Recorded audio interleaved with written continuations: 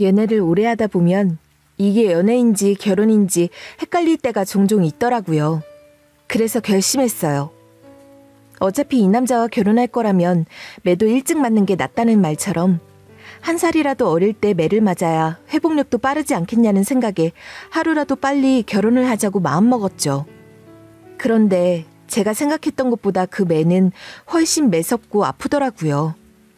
특히나 하루아침에 시자가 붙어버리면서 그 한 글자 차이로 계급과 서열이 딱딱딱 정해지더니 저는 어느새 이 가정에서 맨 꼴찌 자리에 앉은 며느리가 되어 있더라고요.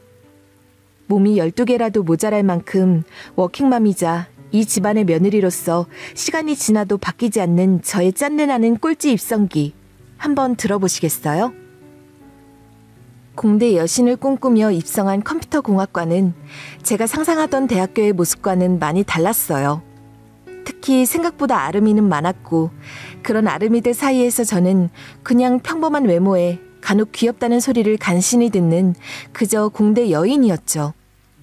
그런 제 앞에 저와 크게 다르지 않아 보이는 체크 남방에 뿔테 안경을 낀 그가 다가왔고 보통은 보통을 알아보는지 저희는 자연스럽게 저희 과에서 첫 캠퍼스 커플이 되었어요. 20살에 서로를 알아보고 보통의 연애를 이어가던 저희는 생각보다 잘 어울렸어요. 서로 모난 곳 없이 컴퓨터 공학이라는 공통 관심사 덕분인지 대화도 잘 통했고 무엇보다 둘 다 일명 프로그래밍 덕후라 불릴 만큼 프로그램 개발에 대한 애정이 많아서 같이 프로그래밍 대회에 나가 수상할 만큼 합이 잘 맞았거든요. 남들은 남자친구가 군대를 가면 기다리다 지쳐 다른 데 눈을 돌리기 쉽다고 하지만 저는 오히려 그가 군대를 간 틈을 타 혼자만의 시간을 보내느라 여념이 없었어요. 그러다 보니 결과적으로 학업에 집중하게 되어 운 좋게 졸업 전에 취업까지 할 수 있었죠. 그는 군대 때문에 저보다 3년 정도 늦게 본인이 평소 좋아하던 게임 회사에 취업했고 저희 둘 다 지방에서 서울로 올라온 케이스라 초년생이 감당하기에는 각자의 지출이 만만치 않았어요. 그래서 둘이 머리를 맞대고 생각했어요. 연애를 시작한 지 7년이 다 되어가는 터라 몇 해 전부터 서로의 고향에 방문하며 양가 부모님께 얼굴도 비추고 있었거든요. 그래서 양가에서는 저희가 단순히 연애만 하고 끝날 거라고는 생각하지 않으셨죠. 부모님께 연락을 드리면 꼭 남자친구의 안부를 물으시곤 했고 가끔 본가에서 올라오는 택배에도 저희가 좋아하는 음식을 꼭 챙겨 보내주시더라고요. 저희도 서로가 결혼 상대라고 은연중에 생각하고 있었고 이미 서로의 집에 서로의 물건이 쌓여있는 상황이라 이번 기회에 양가 부모님께 허락을 받고 살림을 합치자는 생각을 했어요. 하지만 세대 차이 나는 부모님께 결혼도 전에 동거부터 하겠다는 말을 꺼내기란 쉽지 않았죠. 그러나 그건 저희의 기호였어요. 양가 부모님께 허락을 받는 일은 생각보다 훨씬 수월했고 남자친구의 어머님은 아예 이번 기회에 결혼을 하는 게 어떻겠냐며 들떠 보이기까지 하셨어요. 무사히 집을 합치게 된 저희는 연애와는 다른 색다른 면들을 마주하게 되었어요. 그렇게 오랜 시간 서로를 알아왔다고 생각했지만 같이 살아보니 서로의 모습이 다르더라고요. 그는 청소나 정리 정돈에는 서툴렀지만 냉장고가 텅텅 비어있어도 금세 맛있는 음식을 만들어내는 재주가 있었어요. 반면 저는 요리보다는 집 구석구석을 깨끗하게 청소하는 데 능했죠. 그렇게 저희는 서로의 장점을 살리면서 부족한 부분을 채워나갔어요. 대학 시절부터 오래 함께 호흡을 맞춰온 팀이라 그런지 동거 3개월 만에 크고 작은 문제들을 정리하고 이제는 동거 안정기에 접어들었어요. 그러던 어느 날 남자친구가 전화를 받더니 무척이나 난처한 표정을 짓고 있었어요. 저는 궁금해서 무슨 일 있어? 하고 물어봤죠. 그러자 그는 조금 망설이다가 한숨을 쉬며 말했어요. 방금 누나한테 전화가 왔어. 우리가 동거하고 있는데 집에 초대도 안 했다고 화를 내더라. 부모님이 허락하셨다고 해도 속으로는 걱정이 많으실 테니까 최소한 누나랑 여동생한테는 어떻게 사는지 보여줘야 한다는 거야. 그래서 빨리 초대하라고 하셨어. 저는 잠시 생각에 잠겼어요. 그동안 남자친구의 가족과 만날 일이 없어서 그런지 조금 당황스럽기도 했거든요. 하지만 곧 고개를 끄덕이며 말했어요. 그래? 그럼 이번 주말에 초대할까?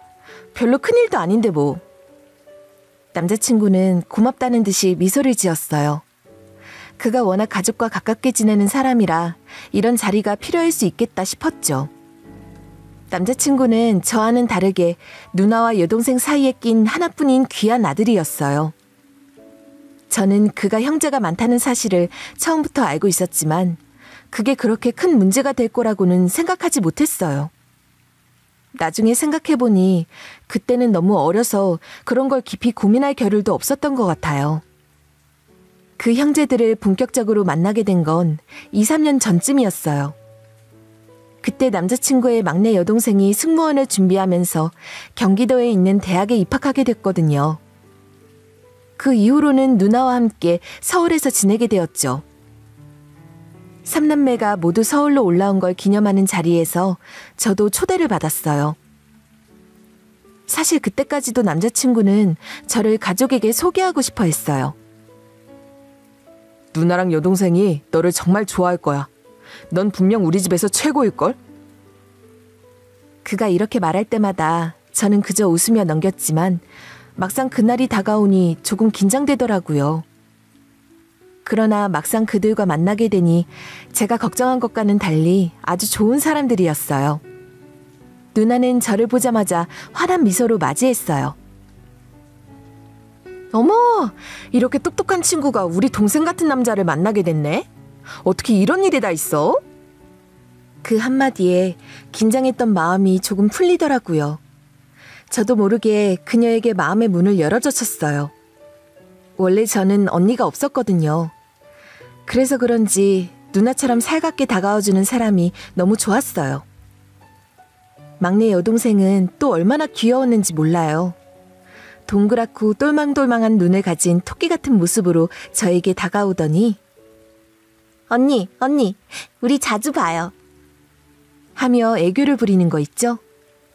저는 남동생과 항상 주먹 다짐을 하며 자라왔기 때문에 그런 애교를 보니 정말 신기하더라고요. 저도 모르게 저절로 미소가 나왔어요. 그 후로 우리는 종종 모여서 저녁도 먹고 조금씩 더 친해졌어요. 사실 저는 남자친구의 가족이니까 미움받지 않기 위해 나름대로 노력을 많이 했어요. 갑작스럽게 만남이 잡히면 그냥 빈손으로 가기 민망해서 근처 꽃집에 들러 꽃이라도 사가곤 했죠. 그럴 때마다 남자친구의 누나는 우리가 뭐 남이냐? 뭐 이렇게 들고 오냐? 라고 하면서도 얼굴에 웃음이 가득했어요. 그 모습을 보면 저도 마음이 한결 편해지곤 했죠. 그렇게 저희는 동거를 통해 제법 돈을 모았고 남자친구와 함께 경기도 근방에 작은 아파트를 한 채 구매하게 됐어요. 드디어 우리의 동거 생활도 끝을 맺고 결혼이라는 새로운 출발선에 서게 된 거죠. 결혼 후 저는 그저 우리가 이제 부부가 됐구나라는 생각만 했어요. 딱히 달라질 건 없을 거라고 생각했거든요. 그런데 제 예상과는 다르게 저는 어느새 며느리라는 새로운 역할을 얻게 되었고 남편의 가족들과 더욱 긴밀하게 얽히게 됐어요. 시어머니, 시아버지, 그리고 시누이들이 마치 업그레이드된 앱처럼 저에게 다가왔죠. 결혼하자마자 시어머니는 매일같이 전화를 하셨어요. 처음에는 그냥 안부 전하겠거니 했는데 그게 아니었어요. 임신은 언제 할 거니? 여자 나이 30이면 늦었어. 지금이 제일 좋은 때야. 엄마가 젊었을 때 애를 낳아야지 고생을 덜 해. 저는 속으로 시작이구나 하고 생각했지만 겉으로는 웃으며 네, 알겠습니다 라고 대답했어요. 하지만 솔직히 조금 부담이 되더라고요. 남편도 그걸 눈치챘는지 조심스럽게 말을 꺼냈어요. 어머니가 너무 재촉하시지. 그냥 신경 쓰지 마. 우리 계획대로 하면 돼. 그 말을 듣고 위로가 되긴 했지만 마음 한편으로는 여전히 부담감이 남아있었죠. 결국 우리는 남편이 승진할 시기에 맞춰 2세 계획을 1년 앞당기기로 했어요.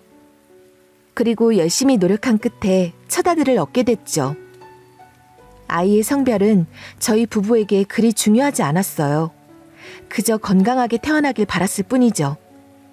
그런데 시어머니의 마음은 조금 달랐던 것 같아요. 임신을 한 후에도 시어머니는 매일같이 전화로 말씀하셨어요. 첫 아이는 꼭 아들이어야 해. 그래야 네가 대접받고 살아. 아들 낳는 방법도 알아봤는데 이거 꼭 따라해봐. 저는 시어머니가 알려주신 그 방법들을 그냥 한 귀로 듣고 한 귀로 흘려보냈어요. 하지만 막상 아이를 안고 있노라니 이 아이가 아들이 아니었다면 어쩌면 제가 시어머니로부터 더 큰 압박을 받았겠구나 싶어 등줄기가 오싹해지기도 했죠. 아이를 낳고 나서 저희 부부는 어느새 30대 중반을 맞이했어요. 회사에서도 제법 인정받고 엄마로서의 생활에도 조금씩 적응해 갔죠. 하지만 일을 하면서 아이를 키우는 건 여전히 쉽지 않았어요. 그런데 시간이 지나면서 문득 이런 생각이 들더라고요. 이 아이가 자라서 혼자가 된다면 부모 없는 세상에서 얼마나 외로울까? 그래서 저는 남편에게 둘째 계획을 이야기하기로 했어요. 남편이 평소 아이를 극진하게 사랑하는 모습을 보았기 때문에 분명 저의 이야기에 긍정적으로 반응할 거라고 생각했죠. 그래서 어느 날 저녁을 먹고 남편에게 조심스럽게 말을 꺼냈어요. 자기야, 우리 둘째 가지면 어떨까? 지금이 딱 좋은 시기인 것 같아. 첫째도 많이 자랐고. 남편은 잠시 생각하더니 고개를 저었어요. 굳이 둘째를 낳을 필요가 있을까? 지금 하나 키우기도 힘들잖아. 돈도 많이 들고 요즘 세상이 어떤 세상인데. 저는 그의 말에 뭔가 이상한 기운을 느꼈어요. 연애 시절부터 결혼까지 15년을 함께 했는데 남편이 뭔가 숨기고 있다는 걸 저는 금방 알 수 있었죠.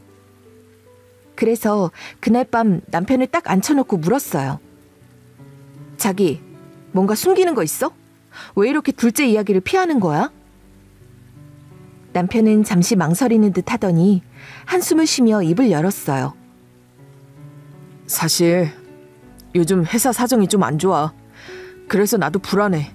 승진하긴 했지만 요즘 경제 상황도 그렇고 회사에서 구조조정 이야기도 돌고 있거든.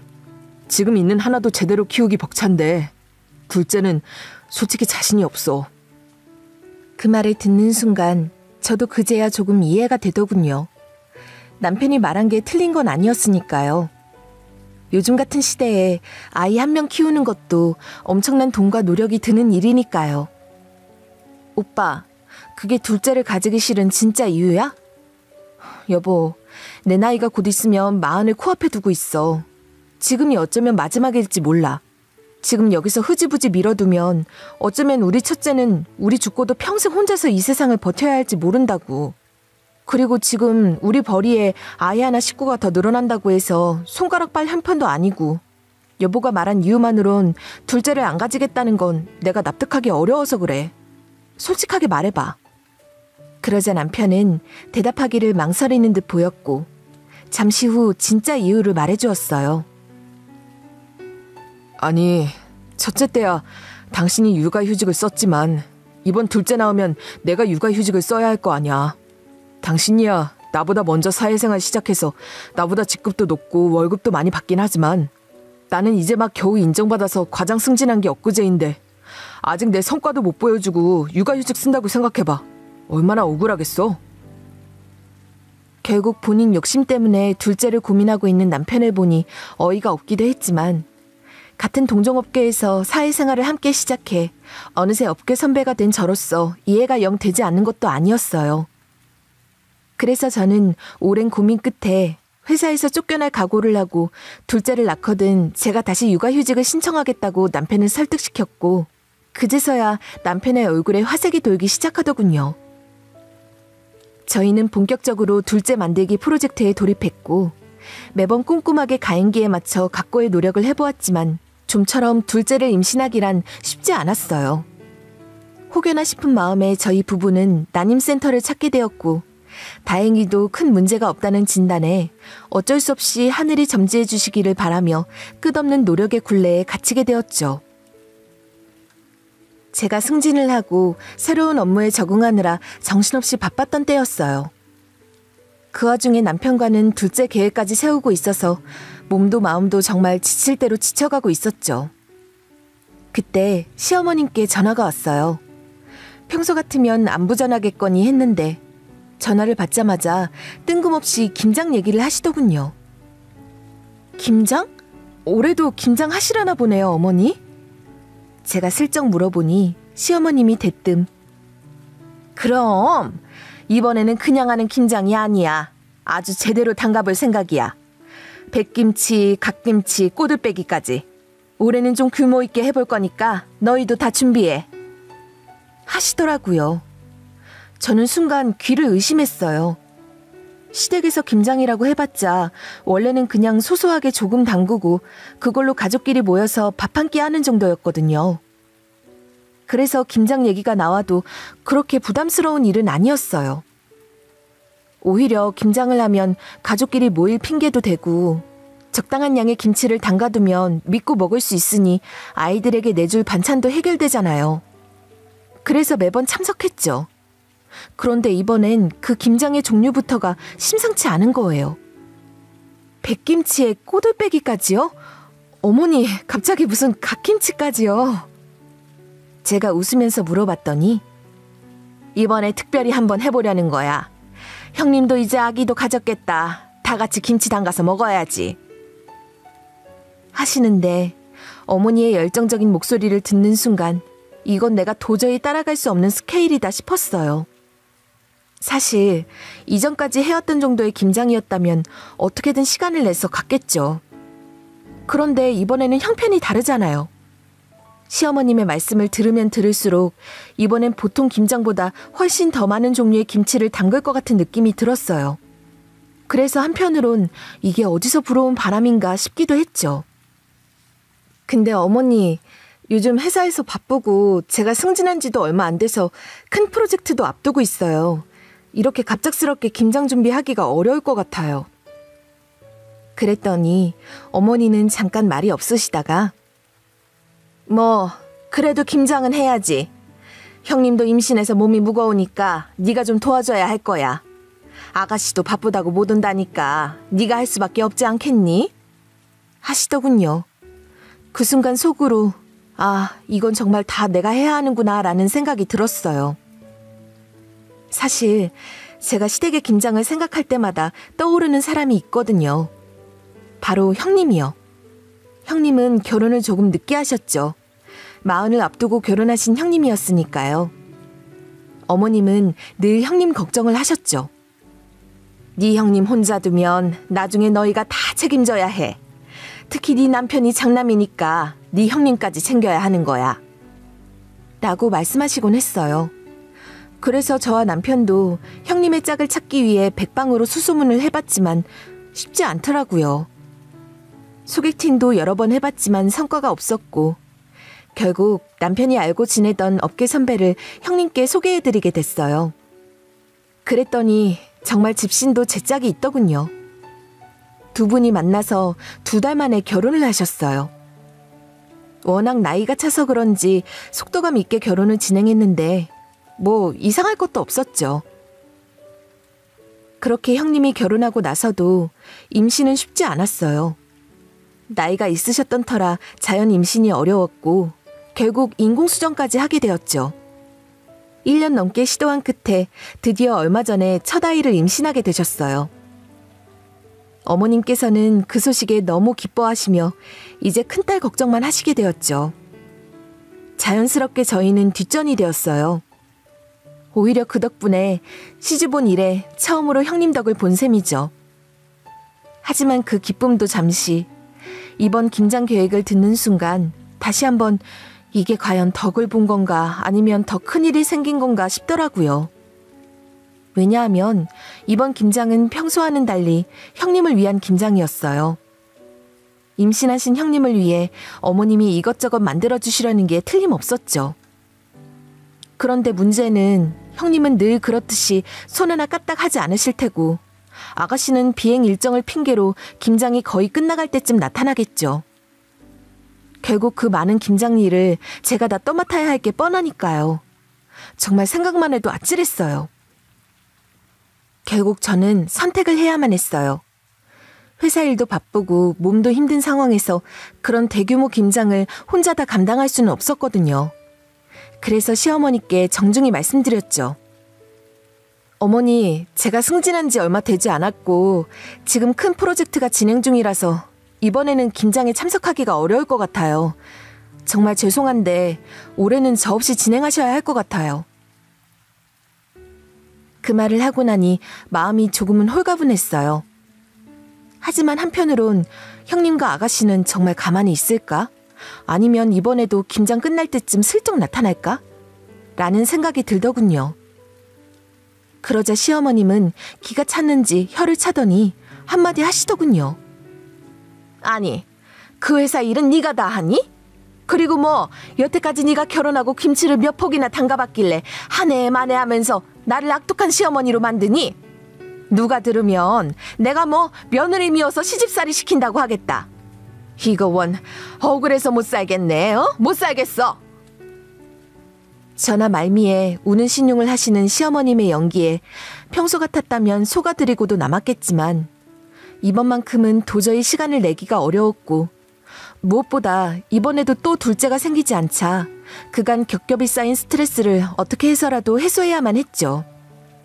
평소 저는 스트레스가 쌓이면 일은 일로 덮는 스타일이라 뜻대로 되지 않은 둘째 계획 때문에서인지 그나마 하면 성과라도 보여주는 일에 더 집중하고 싶은 마음이 컸어요.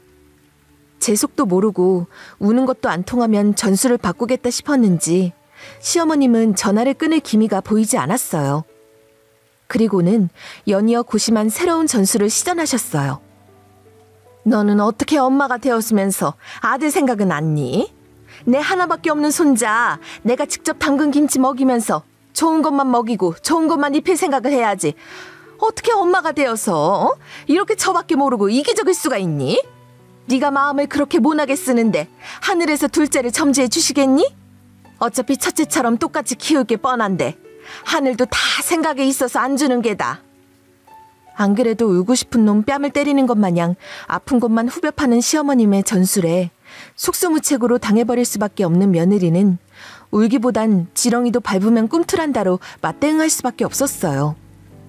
저는 결국 한계치에 도달했고 그럼 저희의 먹을 김치는 제가 직접 해서 먹이겠다며 하나뿐인 손자 걱정 마시고 우리 집 김장은 앞으로 마음 쓰지 않으셔도 괜찮으니 형님하고 아가씨하고 나눠 드실 만큼만 하시라며 엄포를 두고 전화를 끊었어요.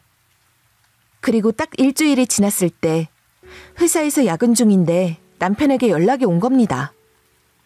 여보, 본가에서 연락이 왔는데 엄마가 몸이 안 좋으시다고 그러네?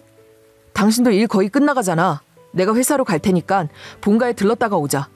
아이는 장모님께 맡겨놨어. 당신 끝나면 연락해. 로비에 있을게. 하길래 지난번 어머님께 했던 말도 떠오르고 괜히 죄송스러워져서 일단 알겠다고 하고 일 정리해놓고 로비에 내려가 남편 차를 타고 시댁으로 향했어요. 이렇게 늦은 시간에 가본 적이 없기도 하고 저희 시댁이 외진 곳에 있어서 아파트에서 단 한 번도 안 살아본 시부모님이셨거든요.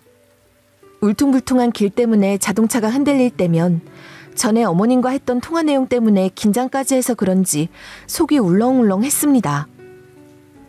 그렇게 간신히 시댁에 도착해서 현관문을 여는데 제 눈앞에 펼쳐진 광경에 입이 쩍 벌어지더라고요. 저를 제일 먼저 반겨준 건 소금에 절여져 있던 뽀얀 배추들이었어요.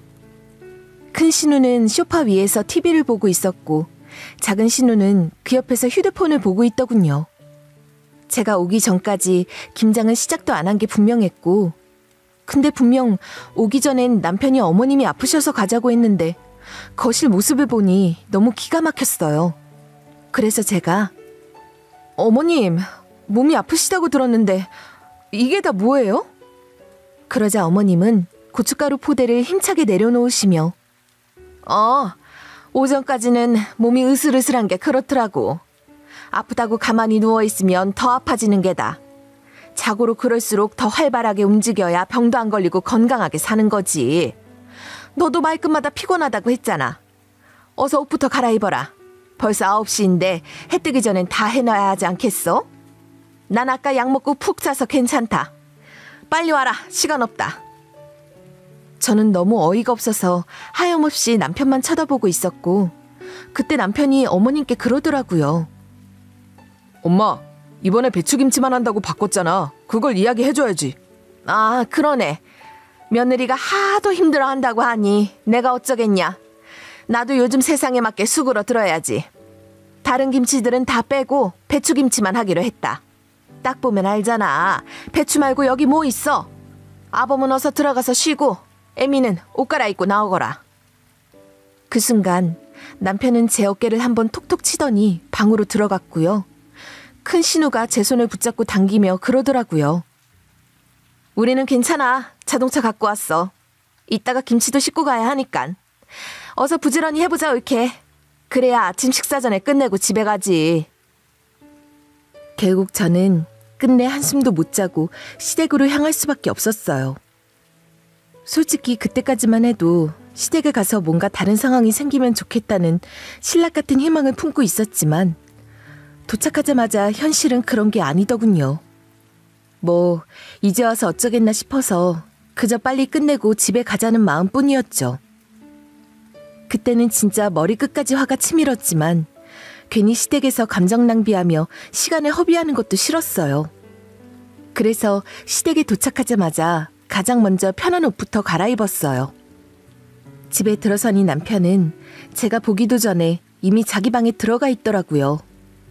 자기가 어릴 때부터 쓰던 방이라 그런지 방에 눕자마자 바로 코를 골기 시작했어요. 정말 누워서 편하게 잘 자더군요. 저는 그 모습을 보면서 한숨이 절로 나왔어요. 이게 진짜 뭐 하는 건가 싶었죠. 그런데도 저는 어차피 해야 할 일이니까 빨리 끝내버리자는 생각으로 마음을 다잡고 고무장갑을 비장하게 끼고 거실로 나갔어요.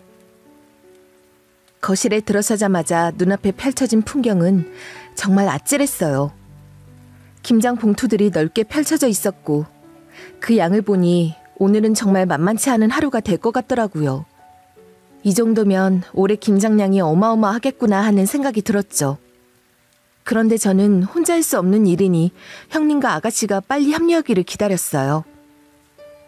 하지만 거실 소파에 앉아있던 형님은 움직일 생각조차 하지 않는 거예요. 저는 속으로 아, 이게 또 시작이구나 싶었죠. 그도 그럴 것이 형님은 평소에도 김장을 할 때 늘 손 까딱하지 않았거든요. 그런데 이번에는 더 심했어요. 임신하셨다면서 배를 손으로 쓸어내리고 있었죠. 마치 내가 오늘 김장을 하지 못하는 이유는 이거야 라고 말하는 듯이 말이죠. 그 모습을 본 순간 정말 기가 막혔죠. 그런데 그게 끝이 아니었어요. 시어머님께서 형님을 부축하시더니 입덧이 심하다며 안방에 들어가 쉬라고 하시는 거예요. 시어머니가 형님을 모시고 들어가는 걸 보니 이제 남은 건 저뿐이란 생각이 들었어요. 솔직히 형님에게는 애초부터 큰 기대를 하진 않았어요. 원래도 김장은 입으로만 하던 분이니까요. 차라리 형님이 옆에 있으면서 이것저것 지적하고 말하는 것보다 안방에 들어가서 쉬는 게 나을 수도 있겠다는 생각이 들 정도였죠. 그러고 나서 저는 시어머님께 아가씨는 어디 있냐고 물어봤어요. 그러자 시어머님은 글쎄, 막내가 작은 방에서 기다리다가 시차 때문에 이제 막 잠든 것 같네. 네가 조금만 더 일찍 왔으면 이런 일도 없었을 텐데. 라고 하시더라고요. 이 말에 저는 또 한 번 놀랐죠. 잠시 어이가 없었지만 억지로 웃으면서 아가씨가 기다리다 잠들었군요. 그럼 저희들이 해볼까요? 라고 했더니 시어머님이 태연하게 그래, 뭐 어차피 우리 둘이 하면 되지. 얼마 되지도 않으니까 후딱 끝내자. 라고 하시더군요. 근데 그 말과 달리 거실에 펼쳐진 김장 봉투들을 보니 이게 얼마 안 되는 양이 절대 아니었어요. 시어머님은 이미 김치 재료는 모두 준비가 다 되어 있다고 하셨어요. 너 올 줄 알고 내가 김치 다 절여놨다. 하루 종일 배추 절인다고 허리가 다 나갔네. 아이고. 하시면서 저에게 상자를 보여주셨어요. 상자에는 절인 배추라고 큼지막하게 쓰여 있었죠. 그러면서 시어머님은 허리를 두드리며 연신 생색을 내셨어요. 사실 절인 배추를 준비한 것만으로도 저에게는 큰 도움이 될 수 있었지만 그걸 빌미로 일을 더 떠넘기시는 것 같아 조금 얄미운 생각도 들었어요. 그렇게 시간이 흘러갔어요. 동이 튼 지도 한참이 지났고 저는 혼자서 철푸덕철푸덕 김치를 버무리며 고군분투하고 있었죠. 집안에는 김장하는 소리만 끊임없이 울려 퍼졌어요. 그런데 정말로 저를 도와주는 사람은 아무도 없더라고요. 형님은 안방에서 쉬고 있었고 아가씨는 시차 때문에 골아떨어졌으니 저 혼자 그 많은 양을 다 감당해야 했죠. 그러다 문득 내가 왜 이러고 있지? 하는 생각이 들었어요. 남편은 코를 골며 잠들어 있고 형님과 아가씨는 자기들 핑계로 빠져나갔고 결국 저 혼자 김장을 하고 있는 이 상황이 너무 억울했죠. 그런데도 그때는 어쩔 수 없다는 생각에 그냥 묵묵히 김장을 했어요. 그렇게 완성한 김장은 어머님이 먼저 맛을 보시더니 표정을 찡그리셨고 아니, 김치하는 게 뭐 대수라고 고작 몇 포기 담는 건데 이렇게 간도 못 맞추면 쓰니? 어떻게 너는 요리 실력이 늘지를 않니? 이래서 남편 밥은 제대로 해주니? 자고로 여자는 요리를 잘해야 하는데 우리 아들 불쌍해 죽겠네. 아휴, 됐고 네 형님 임신해서 무거운 거 못 드니까 김치통이나 얼른 애들 차에 옮겨 넣어둬라. 한참 허리를 굽혔다 펴기를 반복해 형님 차 트렁크에 김치통을 옮기고 있는데 그제서야 얼굴을 빼꼼 비추는 형님과 아가씨는 언제 이렇게 시간이 흘렀냐며 이번엔 꼭 새언니 도와주려고 시간 맞춰 왔는데 자기 좀 깨우지 그랬냐며 여우같이 찡긋 웃어 보이는데 결혼 전에 그렇게 귀엽던 모습이 시누이가 되니 어찌나 믿게만 보이는지 대꾸할 힘도 남지 않은 저는 한참은 신우 둘 모습을 보다가 다시 주차장으로 내려갔어요. 그렇게 다 옮겨놓고 저도 제 가방 챙겨서 나오려고 하는데 그때 뒤에서 어머님이 그러셨어요. 주말에 한 번 더 내려오거라. 그땐 갓김치랑 열무김치 담가야 하니깐. 그 소리를 듣는데 제 귀를 의심했어요. 제가 벙찐 표정으로 어머님을 보자 한 번에 다 하는 건 힘들다며 그러니 나눠서 해야지. 번거롭더라도 어쩌겠어. 그렇게 맞춰야지. 아니면 지금 좀 하고 갈래? 열무는 사놨다. 그건 금방 하잖니. 그 소리에 저는 멈춰섰고 신우들은 씩 웃으며 종종걸음으로 나가버렸어요. 그래서 곧장 어머님께 말씀드렸죠. 어머니, 저 일하는 여자예요. 워킹맘이라고요. 이렇게 거짓말까지 하면서 김장시키시고 이런 거 이번이 마지막이에요. 앞으로는 절대 안 할 겁니다. 그게 열무든 갓김치든 저한테 시키지 말아주세요. 그러자 어머님은 듣는 둥 마는 둥 하시더니 너 어차피 직장에 별 애착도 없지 않니? 둘째 갖고 싶다고 네가 먼저 말했다면서? 내가 들어보니 육아휴직도 네가 쓰겠다고 했고 그럼 너도 직장에는 미련이 떠난 거 아니야? 사실 그동안 직장 생활도 길게 했잖아. 너희 동거부터 시작하면 벌써 몇 년이냐? 내가 그동안 아무 소리 안 하고 잘 참아줬고. 동거 때부터 끄집어내시며 그땐 제가 며느리도 아니었는데도 불구하고 저보고 어머님이 참고 살았다 하시는데 순간 너무 열이 받아서 직장에 왜 미련이 없어요. 얼마 전에 승진까지 했는데요. 그럼 둘째도 그냥 포기하고 아이 하나만 놓고 살아야겠네요. 둘째 준비 중이라 하면 칭찬이라도 하실 줄 알았는데 칭찬은커녕 김장이라니. 저 그냥 둘째 포기합니다.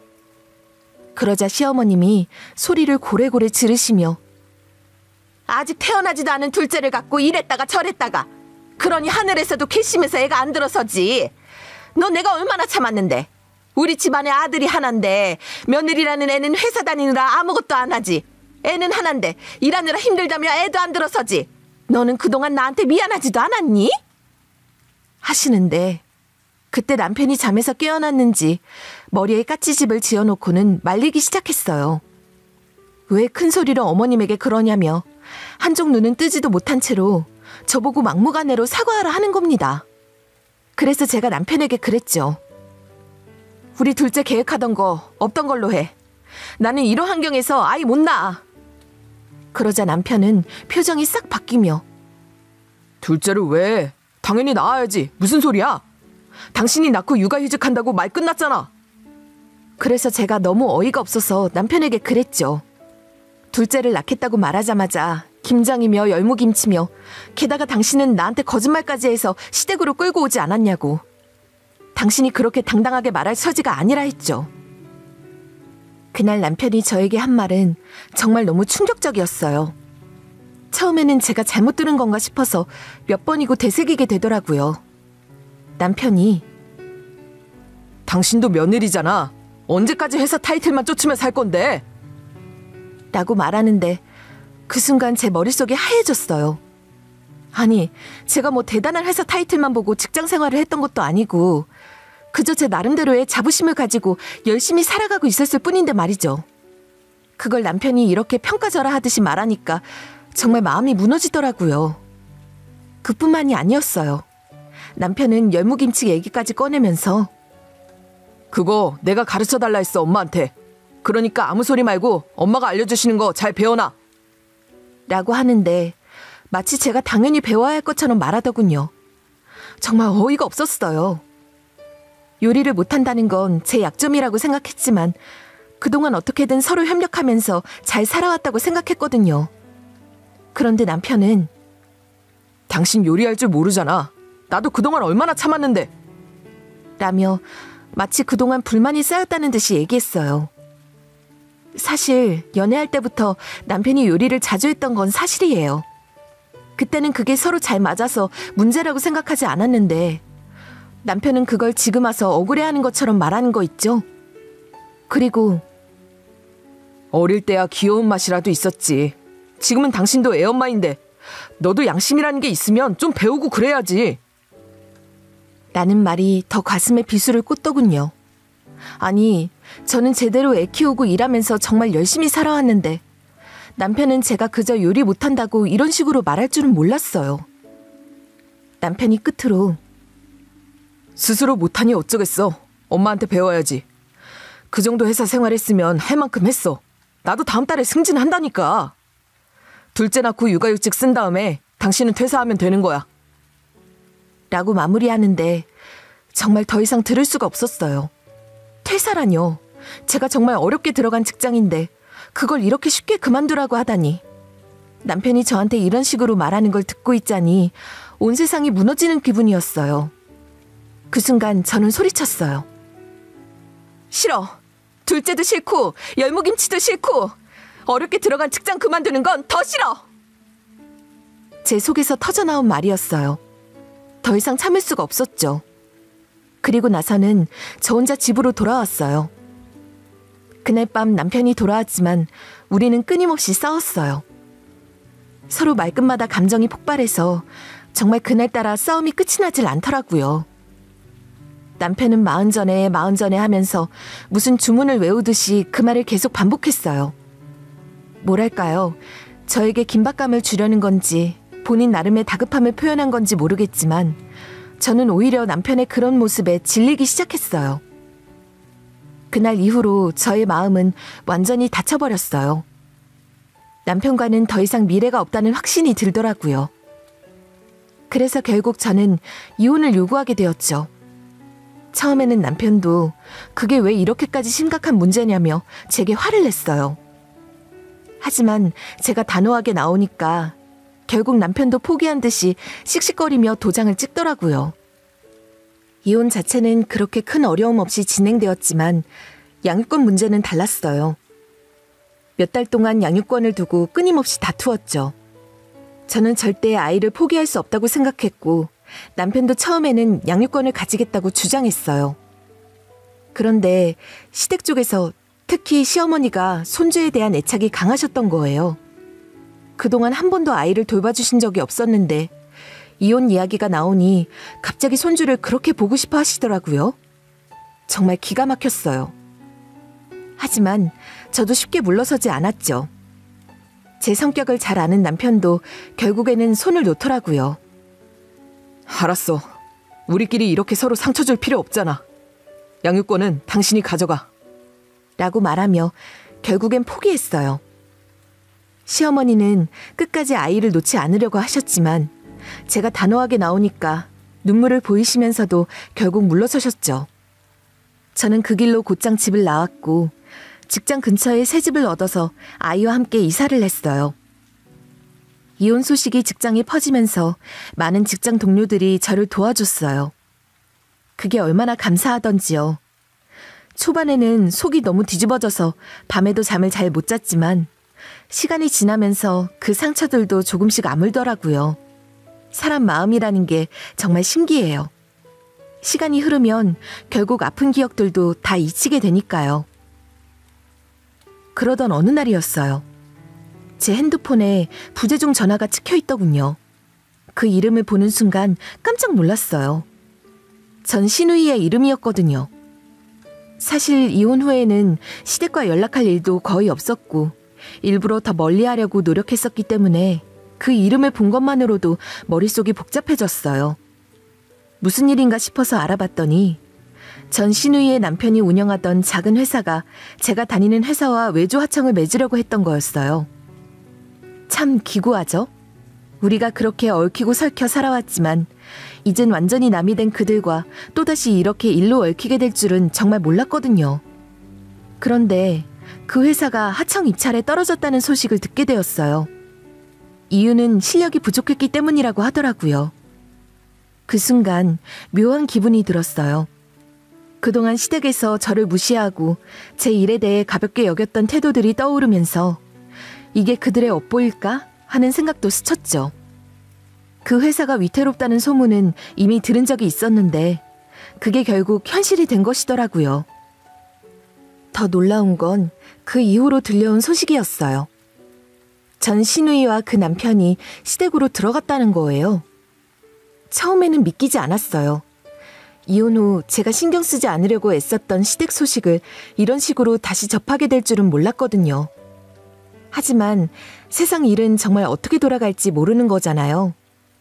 한때는 그토록 잘 나갔던 신우이가, 그 자존심 강했던 그녀가 결국 시댁으로 돌아갈 줄은 몰랐죠. 그 소식을 들으니 문득 마음이 복잡해졌어요. 시어머니는 그동안 손주를 보고 싶다고 하셨으면서 정작 그 자식들은 모두 백수가 되어 돌아가 버린 상황이라니 이 얼마나 아이러니한 일인가 싶더라고요. 결국 이 일로 느낀 건 인생이라는 게 참 예측 불가하다는 거예요. 아무리 앞날을 계획하고 준비한다고 해도 인생은 내 뜻대로 되는 게 아니라는 걸 다시 한번 절실하게 깨달았죠. 특히나 결혼 생활에서 그랬던 것 같아요. 저는 결혼이라는 것이 서로가 서로를 이해하고 같은 방향을 바라보며 함께 나아가는 거라고 생각했었거든요. 하지만 실제로 살아보니 결혼이란 그저 한쪽이 일방적으로 희생하는 것이 아니라는 걸 알게 되었어요. 서로 다르게 자라온 두 사람이 만나 하나의 가정을 이루고 그 안에서 서로를 품어주고 이해해 나가는 게 얼마나 어려운 일인지 뼈저리게 느꼈죠. 저는 제 일에만 몰두했어요. 이혼 후에는 직장에서 진행하던 중요한 프로젝트에 온 신경을 쏟았어요. 사실 이혼 직후에는 마음이 많이 무너져 있었어요. 한편으로는 해방감을 느끼면서도 그동안 내가 걸어온 길이 다 무너져버린 것 같은 허탈감도 컸죠. 그래서 그 허탈감을 메우기 위해 더 일에 몰두했던 것 같아요.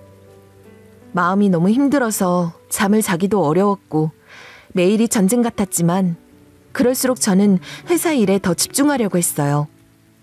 어쩌면 일이라도 제대로 하지 않으면 제 존재가 부정당할 것 같았거든요. 그런데 놀랍게도 그 노력이 헛되지 않았어요. 제가 맡았던 프로젝트가 성공적으로 마무리되었고 덕분에 인사평가에서 고점을 받았어요. 그 결과로 자회사 대표로 발령이 나게 되었죠. 정말 꿈만 같은 일이었어요. 이혼 후 제 인생이 여기까지 왔다는 게, 제가 이렇게까지 성장할 수 있었다는 게 스스로도 믿기지 않았어요.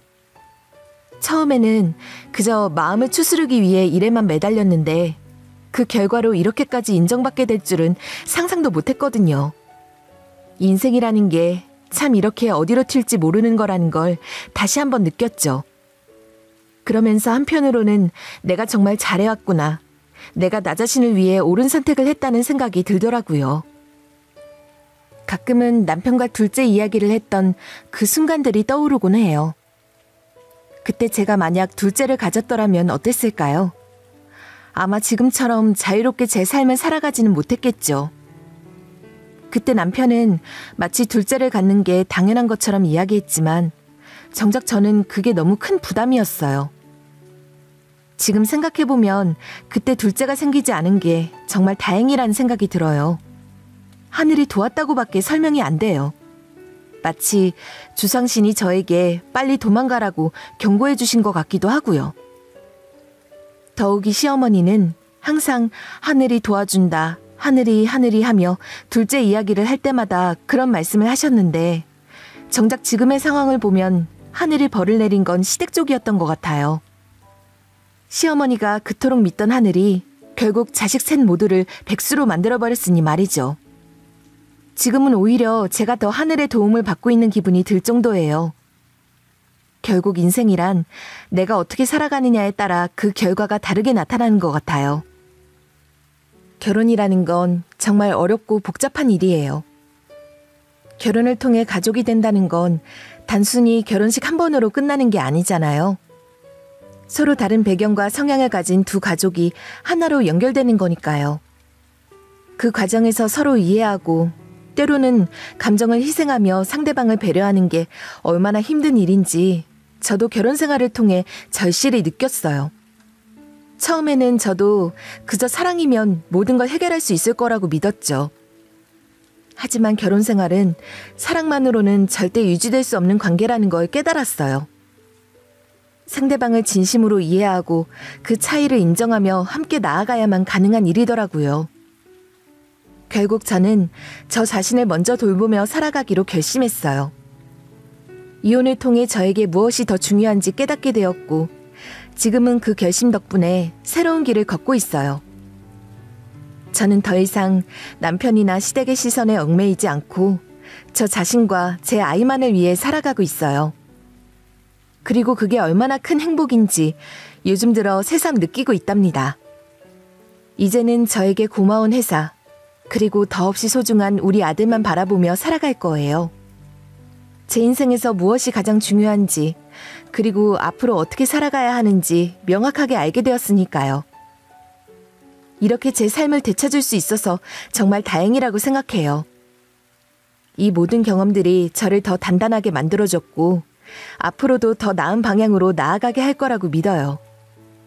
그리고 제 자신에게도 우리 아이에게도 부끄럽지 않은 엄마로 열심히 살아가려고 해요. 제 이야기를 들어주셔서 정말 감사합니다.